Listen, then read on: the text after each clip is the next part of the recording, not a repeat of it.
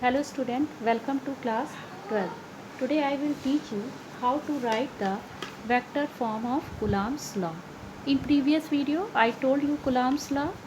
Between the two charges force will be 1 upon 4 pi epsilon naught q1 q2 upon r square, where epsilon naught is permittivity of the free space. That means there is a no medium between the charges.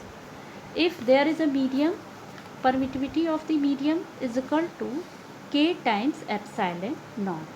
Permittivity is the characteristic of medium between the two charges which affect the forces between them. Characteristic of medium is, that is, there are so many characteristics, like this may have a certain temperature, certain density and certain pressure. There are so many physical quantity or characteristic attached with the medium. Now K is a dielectric constant which depend on the material. Dielectric is a insulator. Now we will write vector form of Coulomb's law. Now there is a two charges q1 and q2 have a some distance r. F12 is force on charge q1 due to q2. F21 force on charge q2 due to q1. R unit vector, r cap is a unit vector. R cap is 1 2 unit vector directed from q1 towards q2. R12 जो direction वो दिखा रहा है q1 से q2 की तरफ. R21 is unit vector directed from q2 to q1. Although magnitude of the same, all magnitude r is equal to magnitude r21 or magnitude r1, but direction is opposite. Unit vector direction is opposite. In any vector quantity we can write magnitude and direction. कोई भी vector quantity को magnitude और direction के साथ लिखते हैं, उसका direction भी बोल सकता है. Force, all you know that force is a vector quantity. Force has a magnitude and direction also. वो डायरेक्शन तो we will write F12. इसके लिए देखिए जो Q1 पे फोर्स लगा हुआ है उसके कारण Q2 के कारण, तो F12 is equal to 1 upon 4 pi epsilon naught Q1 Q2 upon R square R21. F12 1 upon 4 pi epsilon naught Q1 Q2 upon R square R21 ये F12 किधर लग रहा है, किस टाइप का, ये आपका लेफ्ट साइड में फोर्स लग रहा है, तो इसका यूनिट वेक्टर क्या होगा 2 1. F21 का देखिए, F21 जो है राइट की तरफ लग रहा है, तो इसका यूनिट वेक्टर F21 जो है राइट की तरफ, तो इसका डायरेक्शन हो जाएगा 1 2. तो F21 is equal to 1 upon 4 pi epsilon naught Q1 Q2 upon R square R12, ये आपका यूनिट वेक्टर हो गया. तो both the charges are same nature, then force between will be repulsive nature. तो दोनों चार्ज जो है आपके सेम है, तो ये रिपल्सिव नेचर हो गए.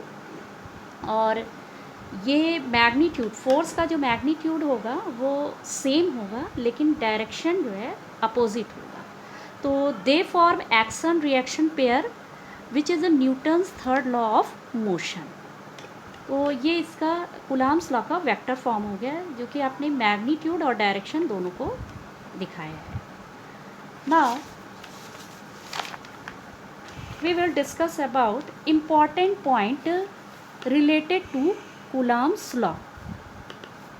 इसके जो जो इम्पोर्टेंट्स पॉइंट्स है कुलाम्स लॉ को, you must be remember, it is applicable only to charges at rest. Coulomb's law केवल रेस्ट चार्ज के लिए है, ठीक है, रेस्ट चार्ज के लिए, और जो चार्ज है और ये वैलिड होगा ओनली फॉर पॉइंट चार्ज के लिए, ठीक है। पॉइंट चार्ज यानी ज़ीरो डायमेंशन होगा, यानी इसका जो चार्ज का जो मैग्नीट्यूड है वो आपका comparison to distance very small होना चाहिए। डिस्टेंस के कंपैरिजन में इसका स्मॉल होगा तो वो आपका पॉइंट चार्ज होगा। तो रेस्ट चार्ज के लिए एप्लीकेबल होगा और पॉइंट चार्ज के लिए। और the force between charge is not affected by the presence of other charges in neighbourhood. इसके आसपास जो भी चार्ज होगा, ठीक है, यहाँ पे आपके आसपास जो भी चार्ज होगा Q1 Q2 ये वाले और भी बहुत सारे चार्ज हैं, Q3 है, Q4 है आसपास, तो इन फोर्स पर, इनके बीच में, दो चार्ज के बीच में जो फोर्स लग रहा है उनसे इस फोर्स का कोई इफेक्ट नहीं होगा। तो फोर्स जो है वो आपका लाई करेगा along the line joining between the to centre. Always जो है आपका ये टू सेंटर के बीच में ही लाई करेगा। जैसा अभी दिखाया है कि ये फोर्स अगर आपके आसपास यहाँ बहुत सारे चार्ज हैं तो Q3 है, Q4 है, तो इस वाले फोर्स पे इस पर कोई इफ़ेक्ट नहीं पड़ेगा, केवल फोर्स लगेगा इसके line joining between the to centre, ठीक है, अलोंग द लाइन ही ये फोर्स लगेगा। तो इस फोर्स को हम लोग, इसीलिए इस फोर्स को electrostatic force is central force, इसलिए इसको सेंट्रल फोर्स कहते हैं। नेक्स्ट है electrostatic force is conservative in nature. ये एक कंजर्वेटिव फोर्स है। Conservative force means work done in moving a charge under the effect of coulombian force is independent of path. इस पे चार्ज पे जो वर्क डन होगा वो पाथ पे डिपेंड नहीं करेगा। दिस लॉ इज, अच्छा ये हो गया, this law is applicable only for charges at rest and not for moving charges. ये आपको अभी बताया था। This law is not a universal law because value of dielectric constant is different for different. अभी आपको बताया कि जो फोर्स है, कूलम्ब फोर्स है, F is equal to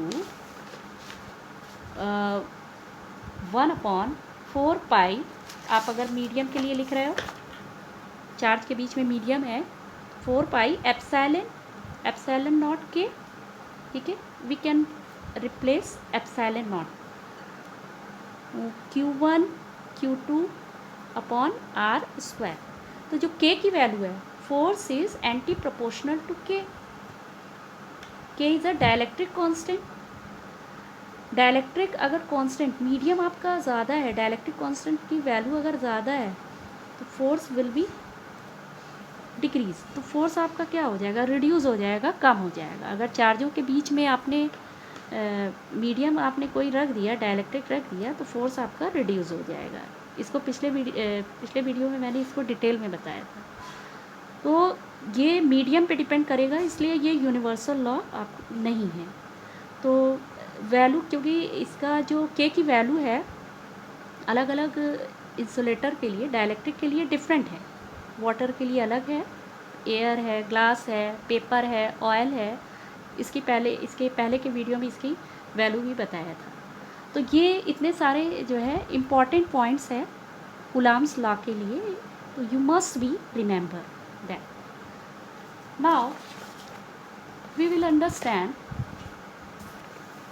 comparison between electrostatic force and gravitational force. अब इनके बीच में भी डिफरेंस देख लीजिए।